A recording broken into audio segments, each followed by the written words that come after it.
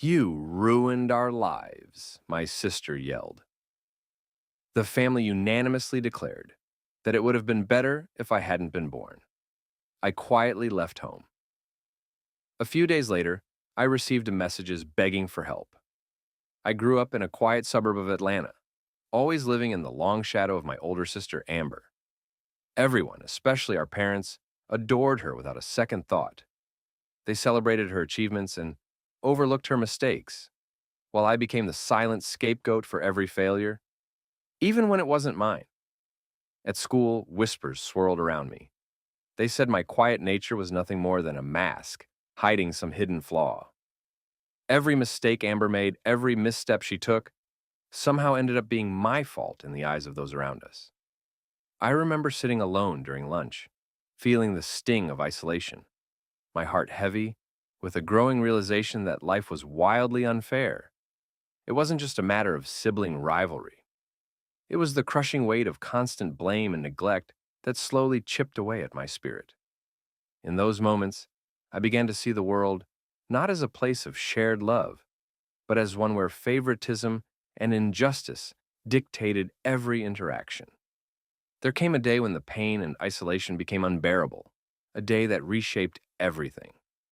It wasn't a dramatic argument or an explosive outburst, but rather a series of small betrayals that piled up until I could no longer ignore them.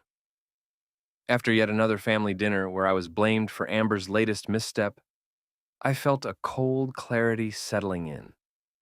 I realized I was drowning in a sea of favoritism and lies, and something had to change.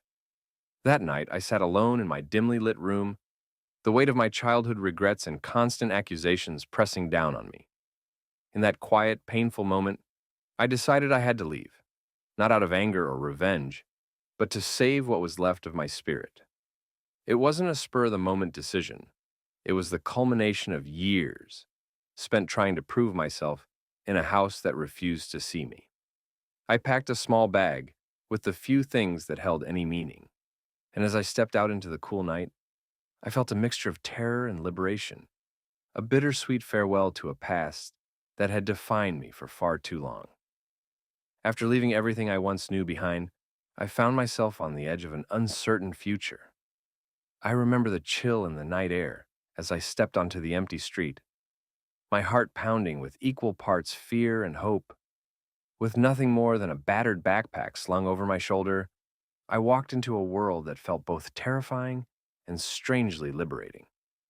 I ended up in a rundown motel in the heart of Decatur, a place where the walls echoed with silence, and every creak of the floor reminded me of my new reality. The fluorescent lights flickered overhead as I settled into a sparse, cold room that smelled of old secrets. There, amidst the sterile concrete corridors, I began to confront the truth. My journey was now solely my own. I was free from the stifling expectations of my past, but every step into this unknown territory was a leap of faith into a life that promised both hardship and the chance for redemption. Shortly after arriving in Decatur, I found a small refuge, a modest job as a barista in a little neighborhood cafe tucked away on a busy corner. The cafe became a haven where everyday conversations intertwined with the aroma of freshly brewed coffee and the clatter of cups. Every morning, as I prepared drinks for regulars who'd come to share their own stories and gossip, I felt the slow return of something I'd lost long ago, a sense of belonging. It wasn't an extravagant start, it was raw, simple, and real. In that humble space, I began to redefine myself. I learned to see each interaction as a chance to rebuild my identity, to challenge the painful labels of my past. The friendly banter with customers and the quiet moments during slow afternoons were small victories, each one a reminder that I could exist on my own terms, piece by piece, away from the family drama that once dictated my life. In the quiet hours after closing time, when the cafe's bustle faded into a soft hum, I discovered a hidden strength within me. I started offering private lessons in English and literature to anyone eager to learn.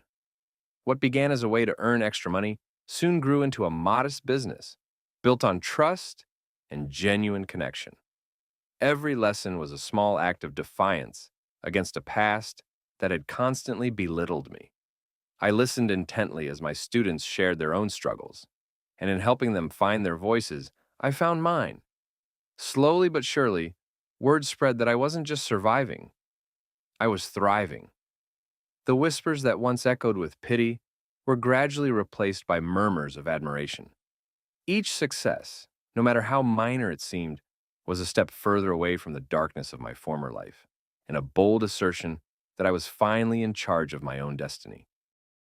Just as I started to taste real success, I encountered a betrayal that shook me to my core. Several colleagues who had initially joined my venture with promises of unwavering support gradually began to undermine my hard-earned progress. They started by subtly appropriating my ideas, whispering about my past to discredit me, and eventually spreading rumors that painted me as unreliable. I was stunned, after all. I had fought so hard to build a new life from the ashes of my old one. The hurt wasn't just professional. It cut deep, reopening wounds I thought had finally healed. In countless late nights, filled with self-doubt and bitter reflection, I questioned whom I could trust. Yet, amid the sting of their treachery, I discovered a resilience I never knew I had. Every act of betrayal only fueled my determination to prove that my worth wasn't defined by others' deceit, but by my unwavering commitment to forging my own path. Out of the blue, just when I thought I had finally carved out a life of my own, the past came crashing back. One evening, my phone rang incessantly. It was my mom, Linda, and even Amber, voices filled with desperation asking for help. They claimed it was a crisis, debts piling up and disasters I couldn't quite believe, and begged me to step in as if I were still the invisible scapegoat. I listened, heart pounding, while every word reminded me of the manipulation and favoritism that had once defined my existence. The call wasn't just a request, it was a painful reminder of the old wounds, the betrayal that had forced me to leave in the first place.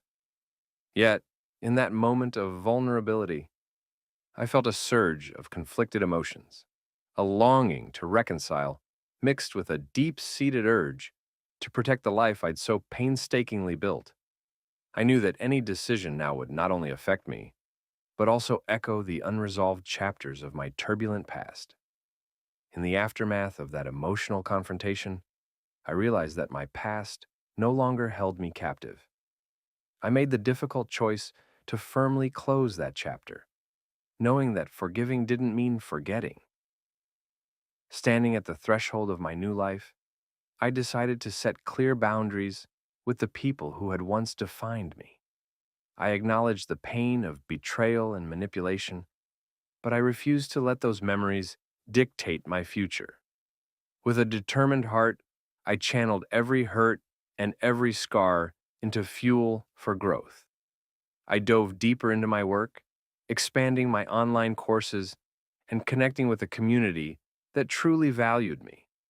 Every step forward became a declaration of my resilience, a daily, small victory over the voices of my past. In that modern penthouse, looking out at the sprawling Atlanta skyline, I finally embraced the truth. My destiny was mine to shape, free from the shadows of yesterday. Even after closing the door on my past, life had more lessons in store for me. With my newfound strength, I continued to push forward, carving out an existence that reflected every struggle and every victory I had earned.